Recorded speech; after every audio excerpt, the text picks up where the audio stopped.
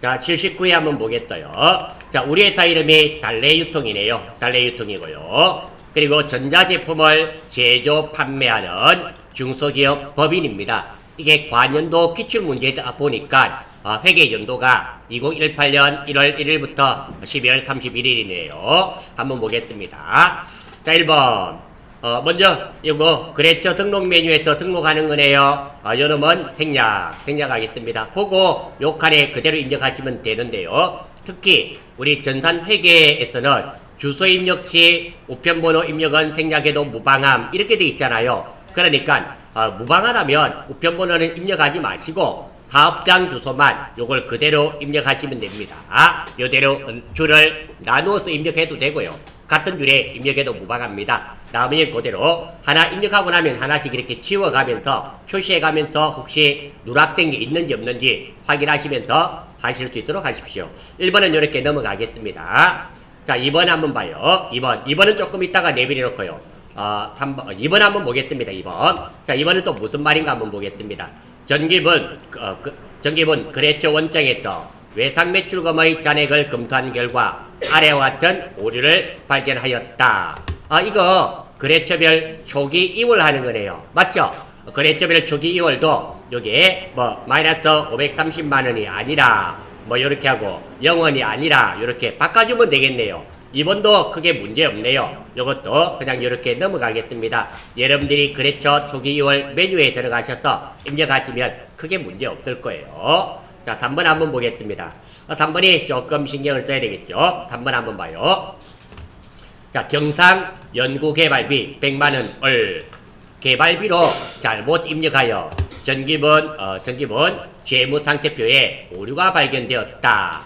재무상태표의 흐름에 따라 관련되는 전기분 재무제표를 모두 수정해라 그랬잖아요. 그러니까 제손인대를 다 해란 말입니다. 자, 일단 요 내용은 잠시 내비려 놓고요. 하는 순서부터 다시 한번 보겠습니다. 자, 하는 순서가 어떻게 되는가 하면은, 자, 1번이 전기분 원가 명세서 요것이 1번입니다. 고치고 위쪽으로 올라가야 되겠죠. 전기분 손익계산서 가서 2번. 그리고 밑으로 내려와서 전기분 잉여금 처분계산서 3번. 마지막으로 전기분 재무상태표 요게 4번. 이 순서로 고쳐야 되는데요. 만약에 전기분 원가명세서를 고친 게 없으면 2, 3, 4 그리고 손익계산서 고친 게 없으면 3, 4 이런 순으로 하면 됩니다. 두 번째입니다. 문제에서 요구한 대로 먼저 수정한 다음에 그리고 이 순서대로 하면 됩니다. 출발입니다. 자, 먼저 문제 한번 볼게요. 지금 보니까 경상 연구개발비 100만원을 개발비로 잘못 입력했네요. 그러니까 지금 재무상태표에 보면은 개발비 100만원이 되어 있단 말입니다. 이거는 없애버리고 어디에 요거 경상 연구개발비를 입력을 하면 돼요. 이해가 되시나요? 두 번째입니다. 자, 먼저 개발비 요거 삭제하는 것부터 한번 해볼게요. 그리고 경상 연구 개발비를 100만원 입력할 겁니다. 출발이에요. 요거 한 다음에 방금 보여드렸던 1, 2, 3, 4 두 번 순서대로 하겠습니다. 자, 먼저 전기분 재무상태표부터 가겠습니다. 왜? 개발비를 없애야 되니까 전기분 개발비는 자산이잖아요. 무형자산. 비로 끝나더라도 자산인 게 딱 하나 있죠. 개발비. 요거부터 없애겠습니다. 들어오겠습니다. 들어봤더니 자, 여기에 이렇게 나와 있네요. 요 중에 또 개발비를 찾아야 되겠죠. 개발비는 여기 있네요. 이 100만원이 없단 말이잖아요. 이게 경상 연구개발비인데 개발비로 잘못 입력했답니다. 요거 지워버리면 되겠네요. 삭제하면 됩니다. 삭제하는 버튼은 화면 위쪽에 있죠? 위쪽에 보시면 선택한 다음에 위에 삭제 버튼이 있습니다. 요거 눌러주시면 지워져요. 지우겠습니다. 삭제. 개발비 찍고 해야 되겠죠? 죄송해요. 삭제. 안 지워졌어. 자, 이렇게 보니까 자, 삭제하시겠습니까? 오냐 요놈아. 예. 예 눌리면 되겠죠? 예. 자, 그랬더니 어때요? 화면에 보시면 여기에 개발비라는 게 조금 전에 있었는데 없어졌습니다. 확인됐고요. 두 번째, 지금 우리가 어디까지 했습니까? 이제 개발비 잘못 입력했던 거 삭제했죠. 두 번째로 경상 연구개발비 이거 입력해야 되잖아요. 입력하는데 자, 이건 한번 보세요. 끝에 무엇으로 끝났습니까? B로 끝났잖아요. B로 끝나면 다 무엇입니까? 비용이죠. 비용이 됩니다. 자, 그런데 자, 입력하는데 선생님 이런 경우도 있어요. 여기에다가 경상, 연구, 경상연 아무리 치도 이게 경상연구개발비가 나타나지 않습니다. 이유가 무엇일까요? 이유는 간단하겠죠. 경상연구개발비는 비용입니다. 여기는 재무상태표잖아요. 재무상태표에서는 여기에 재무상태표에 관련된 계정 과목만 나타나죠. 나타나기 때문에 여기에서 입력해야 하는 게 아닙니다. 어디에서 입력해야 되겠다? 정립은 돈익계산서에 가면 비용을 입력하는 칸이 있습니다. 다시 한 번 더 경상연구개발비 100만원을 입력할 거예요. 입력할 텐데 이는 경상연구개발비라는 게 요게 비용입니다. 지금 재무상태표에는 자산, 부채, 자본 계정만 나타나잖아요. 그래서 재무상태표에는 이게 입력되지 않습니다. 어디에 입력을 해야 되겠다? 정립은 빠져나와서 돈익계산서에 입력하면 되겠네요. 돈익계산서 들어가서 여기에서 경상, 자 이랬더니 어때요? 여기에 경상연구개발비 나타나죠? 이렇게 나타나게 됩니다. 나타나게 돼요. 그래서 요거 선택해 주시고 금액은 얼마? 1뿔뿔. 자 이렇게 고쳤습니다.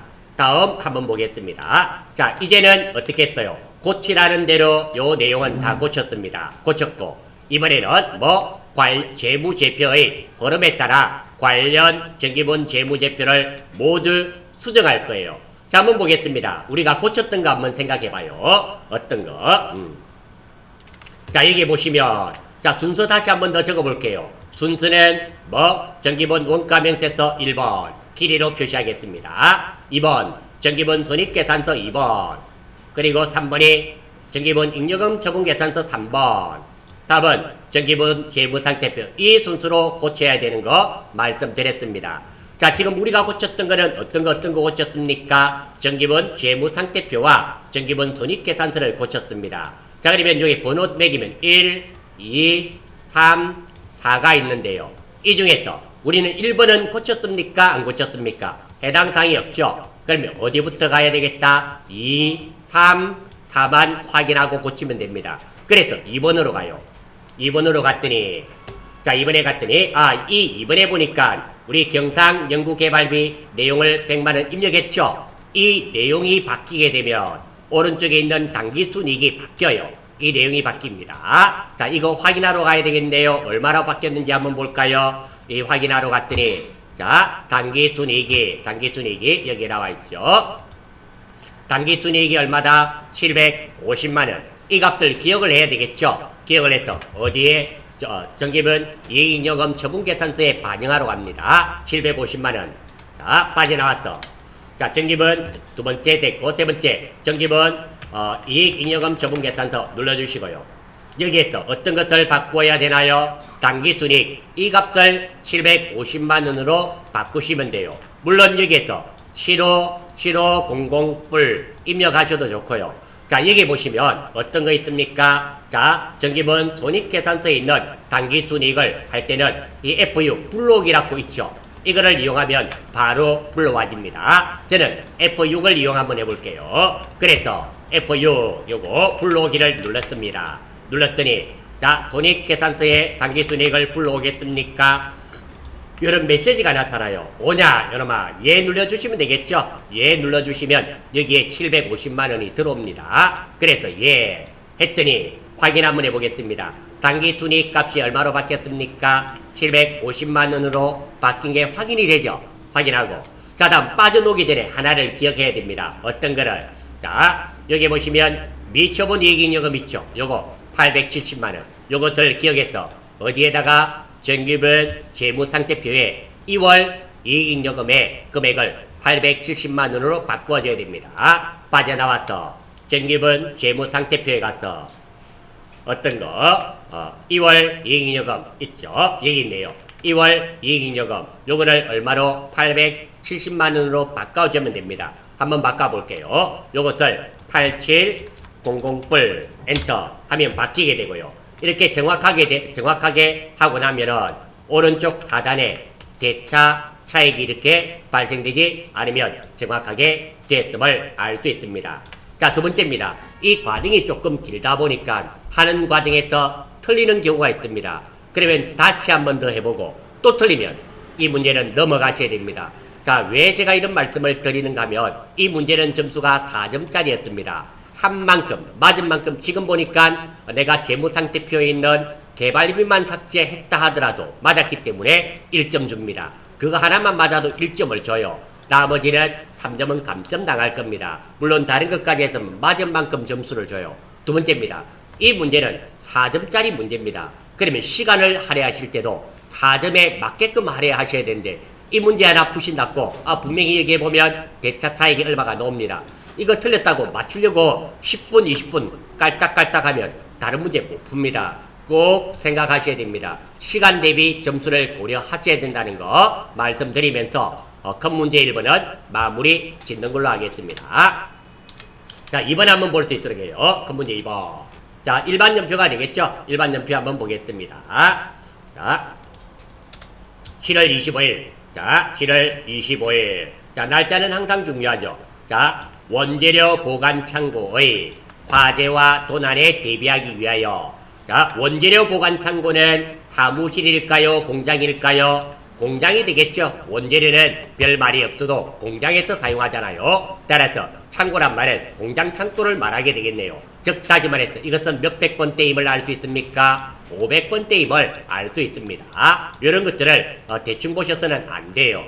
위하여 화재 손해보험에 가입하고 1년분 보험료 60만원을 보통 예금 계좌에서 이체하다. 단 보험료는 전액 비용 계정으로 회계 처리한다. 이래 돼 있네요. 자, 왜 이런 말이 나왔는지 한번 보겠습니다. 단 보험료는 전액 무엇으로 처리한다? 비용 계정으로 처리한다. 자, 이거는 왜 이런 말이 있는가 하면 보험료는 계정 과목이 두 가지가 있잖아요. 보험료가 있고요. 보험료, 보험료는 보험료, 왜 이래? 보험료, 보험료는 비용이 되고요.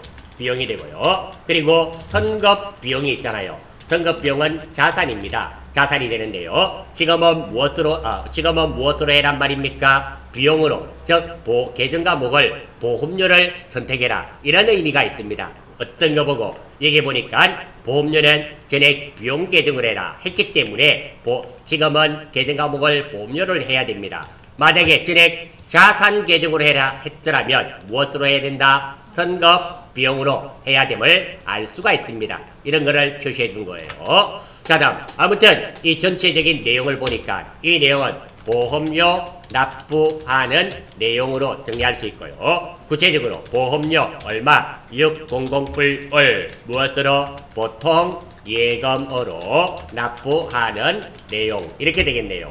보험료는 계정 과목이 보험료가 되겠죠. 물론 지금은 원재료 창고니까 500번대입니다. 500번대가 되고 60만원.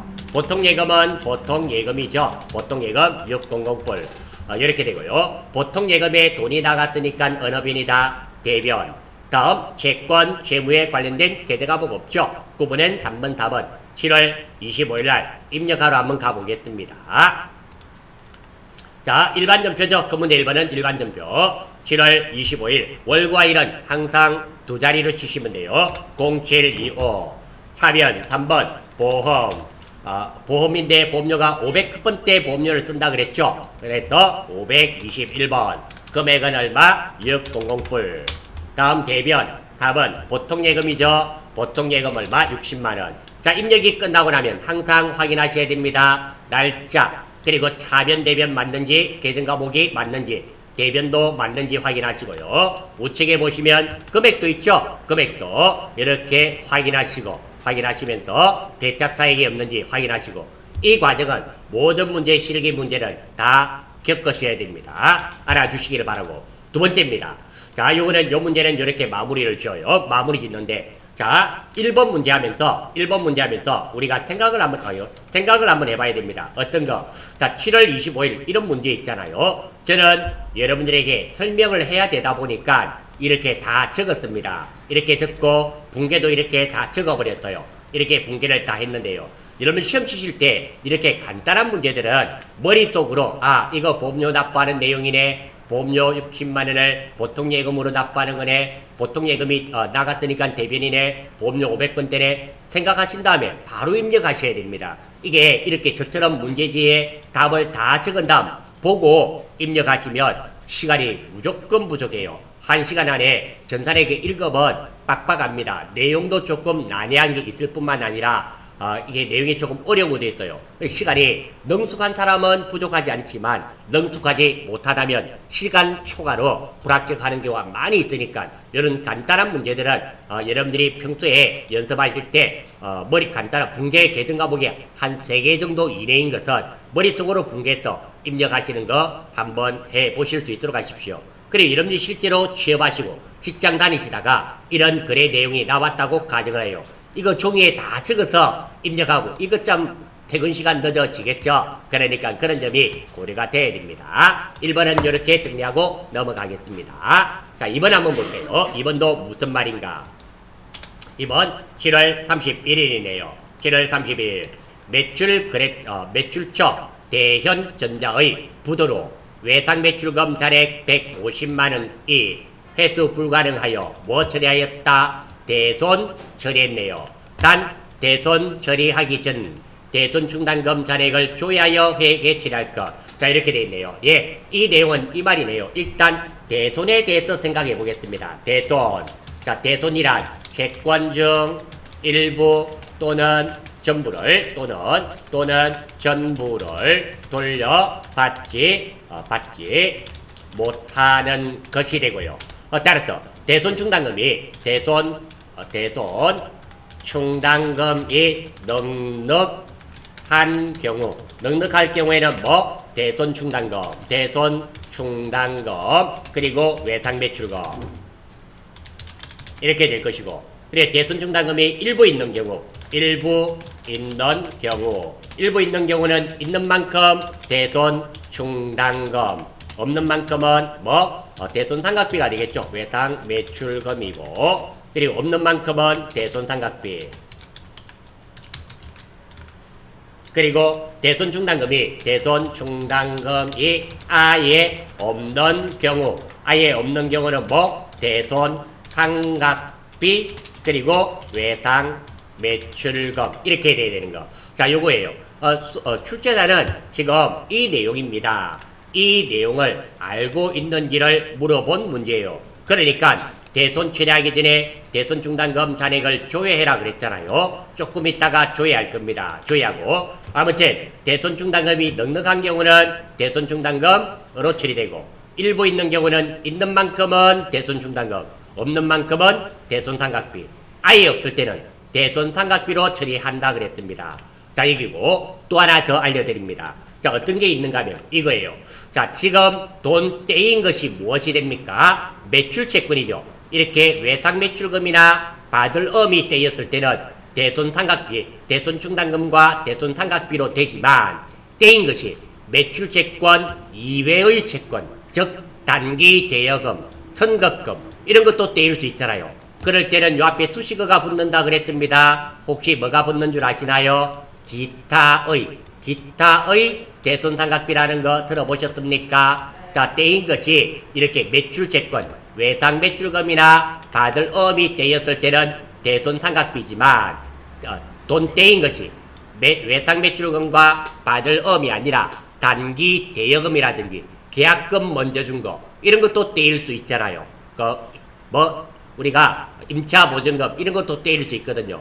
이런 것들은 매출채권이 아닙니다. 그럴 때는 대손 충당금은 똑같지만 앞에 기타의 대손 상각비가 된다는 거, 여기까지 아시면 대손 처리에 관련된 거는 완벽하게 끝이 납니다. 자, 다음 지금 이 세 가지의 경우 중에서 어떤 걸로 처리되어야 되는지부터 먼저 확인해야 됩니다. 무엇을 보고 확인 가능할까요? 대손 충당금 잔액을 조회해야 되잖아요. 조회라고 합니다. 자, 지금은 대손 충당금 계등 과목이 있고요. 7월 31일자 기준입니다. 총계등 원장에서 찾으면 되겠네요. 한번 조회해 보겠습니다. 자, 어디 있어? 총계등 원장 한번 들어가 볼까요? 자, 여기 보시면 총계등 원장 있죠? 여기에서 7월 1월부터 7월 31일까지 대손 충당금이 얼마 있는지 확인합니다. 자, 월은 01월부터 01월 1일부터 07월 31일까지. 왜 31일까지 했습니까? 문제가 7월 31일 날 대손이 발생했기 때문에 요때까지 대손 충당금이 얼마 있는지 알아봐야 됩니다.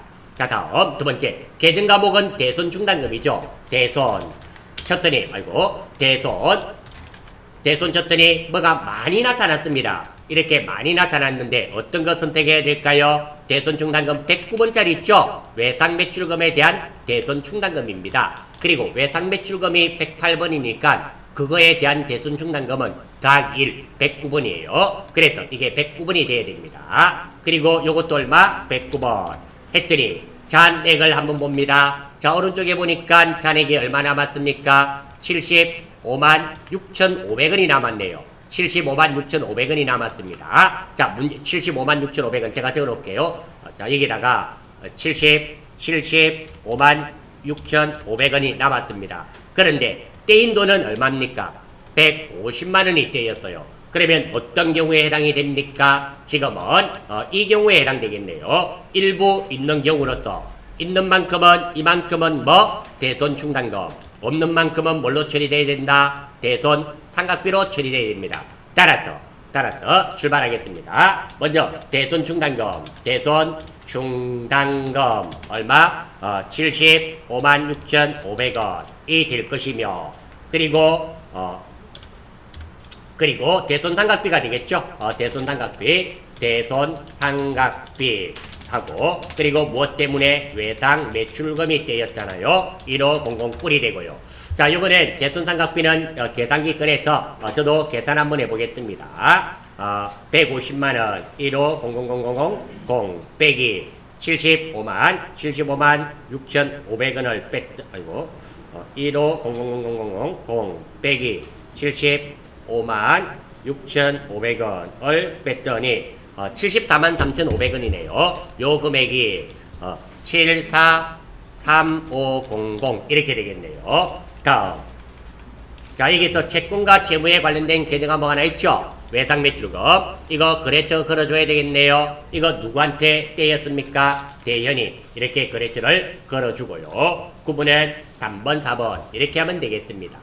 자, 요것도 입력하러 한번 가보겠습니다. 7월 31일이네요. 7월 31일. 일반 연표 7월 31일. 0731. 자, 대변부터 먼저 할게요. 대변. 순서는 관계없습니다. 외상 매출금 108번이죠. 대현한테 떼였습니다. 됐고, 금액은 150만원.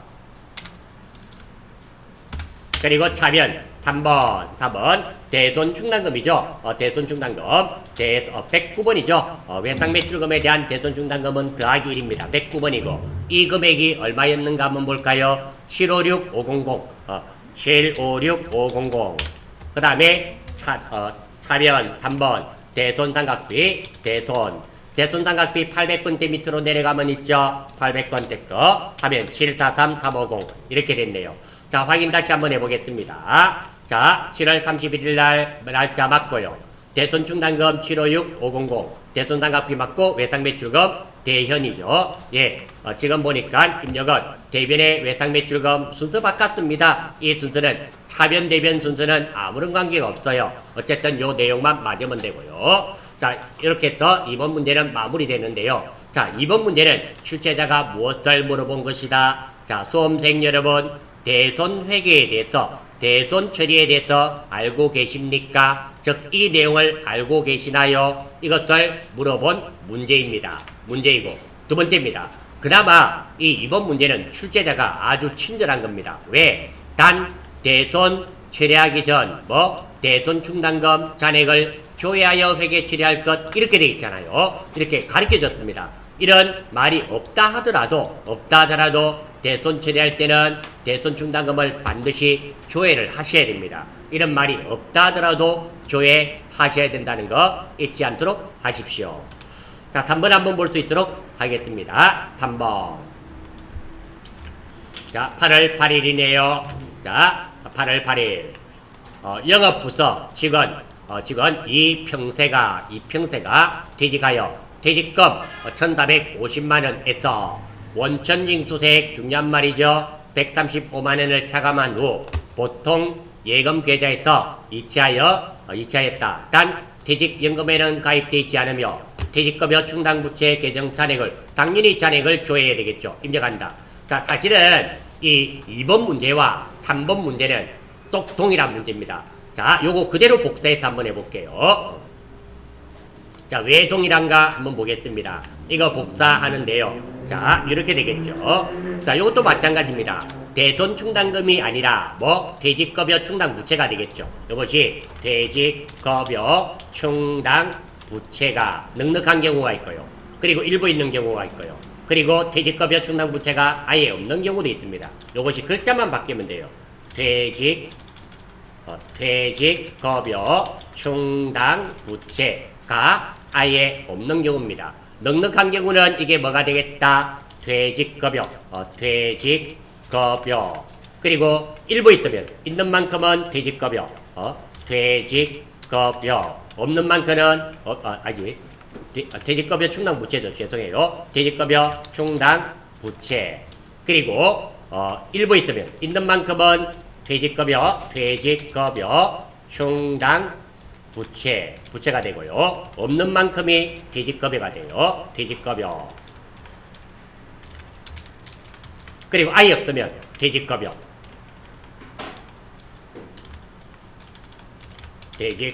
되겠죠. 이거는 외상매출금은 아니고요. 이렇게 회계 처리됩니다. 따라서 우리 회사가 가지고 있는 퇴직금을 퇴직급여 충당부채라 그래요. 부채라 그러는데 이게 넉넉하면 퇴직급여 충당부채, 일부 있으면 있는 만큼은 퇴직급여 충당부채, 없는 만큼은 퇴직급여, 아예 없을 때는 퇴직급여로 회계 처리됩니다. 따라서 이 3번 문제는 2번 문제와 사실은 계열이 같은 계열입니다. 달라 보이지만 3번과 같은 계열이라는 거 알아주시고요. 자, 문제 분석하러 갑니다. 자, 이거 보니까 영업부 직원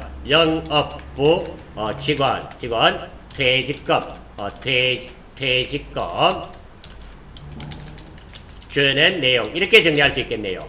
영업부 직원 퇴직금 얼마입니까? 14500불 줘야 되는데 원천징수액 얼마? 1350불 빼고 나머지를 무엇으로? 보통 예금으로 주는 내용. 이렇게 정리할 수 있겠네요. 자, 그러면 일단 우리 회사가 퇴직급여 충당부채가 얼마 있는지 조회해 봐야 됩니다. 넉넉하면 퇴직급여 충당부채가 될 거고요. 일부 있으면 이렇게 처리가 돼야 되고요. 아예 없을 때는 퇴직급여로 회계 처리돼야 됩니다. 알 수가 없으니까 이건지 알 수가 없습니다. 그래서 퇴직급여 충당부채를 조회합니다. 1월 1일부터 언제까지? 8월 8일까지를 조회하면 되겠네요. 자, 조회하러 한번 가보겠습니다. 이것도 종계등 원장 가면 되겠네요. 종계등 원장에서 매월부터 01월 01일부터 08월 08일까지 맞나요? 날짜? 예, 맞네요. 자, 퇴직급여 충당부채가 되겠죠. 퇴직급여 충당부채 얘기인데요. 295번 했더니 자, 얼마가 있는지 보겠습니다. 여기 보니까 1100만 원이 현재 있네요. 1100만 원이 있음을 알 수 있습니다. 알 수 있고요. 따라서 있는 만큼 출발합니다. 모자라네요. 지금은 어떤 경우에 해당된다? 일부 있는 경우에 해당됩니다. 일부 있는 경우에 해당이 되고요. 출발. 차빈이 퇴직급여 충당부채. 부채가 얼마? 11불 1100만 원 있고요. 다음 두 번째 퇴직급여가 되겠죠. 퇴직급여 얼마? 나머지 350만 원이 되겠네요. 3500불 350만 원은 퇴직급여로 처리되어야 됩니다. 그래야지 1450만 원이 맞죠. 자, 원천징수가 나왔네요. 원천징수도 한번 더 적어드립니다. 자, 돈을 주는 내용 플러스 원천징수는 예수금이 되고요. 그리고 돈을 받는 내용 플러스 원천징수는 선납세금이 되겠죠. 선납세금이 됩니다. 물론 선납세금일 때는 자산입니다. 이게 자산이 돼요. 자산. 그리고 예수금은 부채입니다. 부채 이렇게 되고요. 지금은 보니까 급여 퇴직금 주는 내용이잖아요. 주는 내용 플러스 원천징수니까 예수금임을 알 수 있습니다. 그래서 145만 원이 뭐 예수금 얼마 145,008이 되고요. 나머지를 무엇으로 줬습니까? 보통 예금으로 줬다 그랬죠? 보통 예금. 자, 이것도 계산해 봐야 되겠네요. 자, 계산기 꺼내셔서 1,450만 원, 1,450만 원, 1,450만 원 빼기 예수금이 145만 원입니다. 원천시 135만 원이네요. 제가 잘못 봤네요. 이게 135만 원이죠. 원천징수세액이 135만 원이 됩니다. 요거 135만 원 빼기 135만 원을 했더니 1315만 원이네요. 131508 이렇게 되겠습니다. 채권, 채무에 관련된 계정 과목 없고요. 구분은 3번, 4번 이렇게 되겠습니다. 입력하러 한번 가봐요. 8월 8일 날. 자, 0808 차변부터 요거 살짝 보면서 할까요? 차변부터 한번 해봐요. 차변에 3번. 자, 퇴직급여 충당부채죠. 퇴직급 하면 나오죠. 퇴직급여 충당부채 얼마? 1188. 또 차변 3번. 퇴직급여죠. 퇴직급여. 자, 퇴직급여는 맞네요. 지금은 무슨 회사입니까? 영업부네요. 800번대 선택해야 되겠네요. 밑으로 내리시면 800번대가 있습니다. 806번 퇴직급여가 있네요. 이 금액이 얼마? 35008. 그래서 1,450만 원인데요. 대변 답은 예수금 254번이죠. 예수금이 얼마? 135008.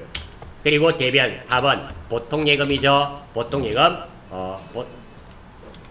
135만 원 됐고요. 다음 보통예금으로 얼마?